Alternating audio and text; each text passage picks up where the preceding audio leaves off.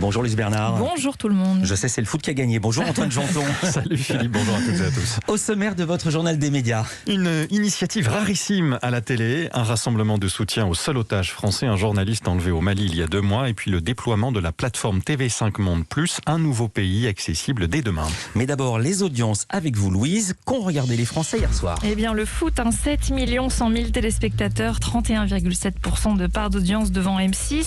C'est plus que TF1 la semaine dernière qui frôlait les 7 millions quand même. Ils ne sont pas très loin. Très largement devant. Deuxième, France 3 avec une rediffusion d'un téléfilm. Le Voyageur, ce sont ces téléfilms avec Eric Cantona. Toujours très puissant, même en rediffusion. 4 270 000 téléspectateurs. Le foot est un footballeur. Exactement. 18,6% de part d'audience. Troisième, France 2 avec l'émission Affaires conclues qui était en prime. Ça arrive de temps en temps. 1 980 000 téléspectateurs, 9,4% de part d'audience. C'est mieux que la dernière diffusion et surtout France 2 est devant TF1 qui diffusait la suite de sa série américaine Dirty John. Incroyable. TF1 qui n'est donc que 4e. Petite catastrophe, 1 680 000 téléspectateurs seulement devant ces 2 épisodes, 7,5% de part d'audience. Culture Média. Le journal des médias maintenant avec vous Antoine Janton, avec à la une un appel rarissime. Celui lancé par M6, la chaîne suggère aux téléspectateurs de ne pas regarder la finale de Top Chef ce soir. Oui, vous avez bien entendu. M6 incite à ne pas regarder Top Chef, l'une de ses émissions phares, l'une des émissions qui fonctionne le mieux, près de 4 millions de téléspectateurs en moyenne cette saison. Pourquoi ? Eh bien, voici la réponse. Ce soir, ne regardez pas Top Chef, même si c'est la finale. Allez au restaurant. Et si vous ne pouvez pas, voici ce qui vous attend. Je veux être le gagnant de Top Chef. J'ai pas envie de lâcher. Il y a beaucoup d'audace dans cette assiette. Des choses qu'on n'a pas l'habitude de goûter. Top Chef, c'est ce soir sur M6, si vous n'êtes pas au restaurant. Allez dans les restaurants qui rouvrent donc aujourd'hui et la finale de Top Chef, eh bien vous la regarderez en replay. Ce message, M6 le diffuse sur son antenne, dans la presse aussi. Vous le voyez peut-être ici sur cette page du Parisien, 2 pleines pages dans le Parisien aujourd'hui en France. Et puis les candidats de l'émission vont relayer ce message toute la journée sur les réseaux sociaux. Les jurés, eux, ont commencé à le faire.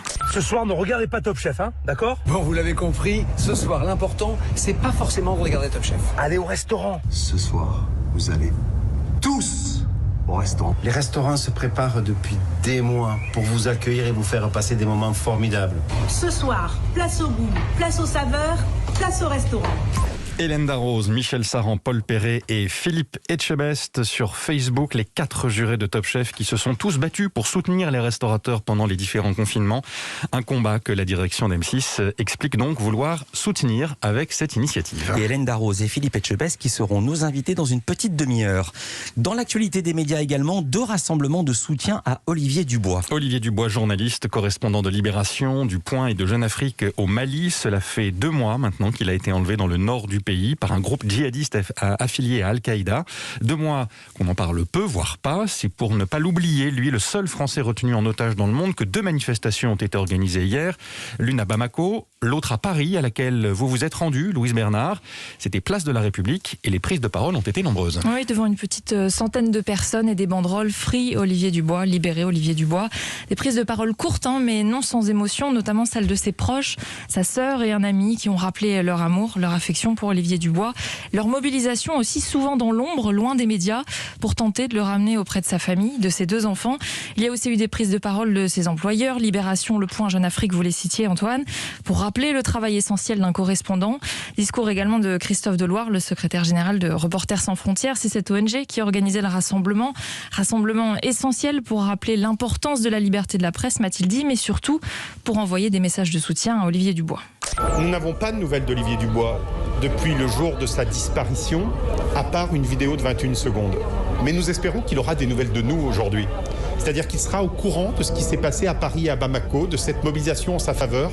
C'est aussi évidemment un rassemblement qui doit avoir pour effet de dire aux autorités maliennes et françaises « Ne lâchez pas Olivier Dubois ».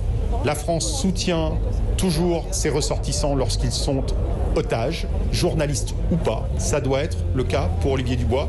Sa situation doit être une priorité et les moyens à disposition doivent être mis. La France a toujours soutenu ses ressortissants otages, dit Christophe Deloire. Elle a réussi à les faire revenir. Plusieurs ex-otages, Louise, étaient présents d'ailleurs hier. Oui, ils étaient venus à leur tour apporter leur soutien, comme d'autres avaient pu le faire pour eux. À l'image de Florence Aubenas, journaliste retenue en otage en Irak pendant 5 mois en 2005, elle est persuadée que ce type de mobilisation peut aider. C'est utile parce que c'est un bouclier pour un otage. C'est-à-dire, vous êtes quelqu'un d'important, vous êtes quelqu'un qui compte, les gens se mobilisent pour vous, donc on est plus prudent. Moi, avec le recul, je me souviens de jours où, miracle, alors qu'on mangeait à peine, j'avais un morceau de concombre en plus.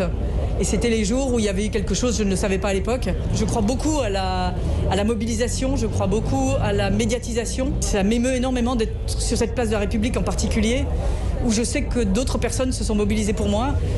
Et aujourd'hui, il n'y a pas de meilleure place, meilleur endroit où être en ce moment qu'ici à parler d'Olivier.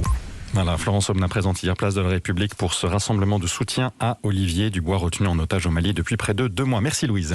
La plateforme de TV5 Monde continue de se déployer. Nouveau pays et pas n'importe lequel, les États-Unis. Elle y sera disponible demain, près de 10 mois après son lancement. TV5 Monde Plus, c'est son nom, permet de visionner gratuitement, à la demande, des contenus francophones, des films, des séries, des documentaires, des magazines, des divertissements, avec en option des sous-titres en anglais ou en espagnol. Aux États-Unis, ça peut servir. C'est une manière de promouvoir la francophonie dans le monde. Yves Bigot, le directeur général de TV5 Monde, y voit aussi une alternative aux plateformes américaines. Et une autre plateforme dans l'actualité ce matin. Celle qu'a lancée l'équipe il y a 2 semaines, on en avait parlé ici même. Elle va diffuser en intégralité l'une des plus grandes compétitions de football au monde, la Copa América, l'équivalent de l'Euro pour l'Amérique latine. La compétition commence dimanche au Brésil, sur fond de polémique d'ailleurs, compte tenu de la situation sanitaire désastreuse dans le pays. Il faut s'abonner à cette plateforme de l'équipe pour avoir droit à tous les matchs. Cela dit, les 4 premiers sont gratuits, dont Brésil-Venezuela et Argentine-Chili. Et puis 2 dernières infos, c'est Laurence Boccolini qui va présenter Tout le monde veut prendre sa place sur France 2 au plus tard à partir de la mi-août. C'est elle donc qui va succéder à Nagui. L'animateur avait annoncé son départ il y a 2 mois après 15 années passées à la tête de ce jeu diffusé à la mi-journée sur France 2. France 2 qui va remplacer Les Amours par un jeu produit par Nagui, chacun son tour. Avec Bruno Guillon à la présentation, ce sont là 2 informations de nos confrères du Parisien.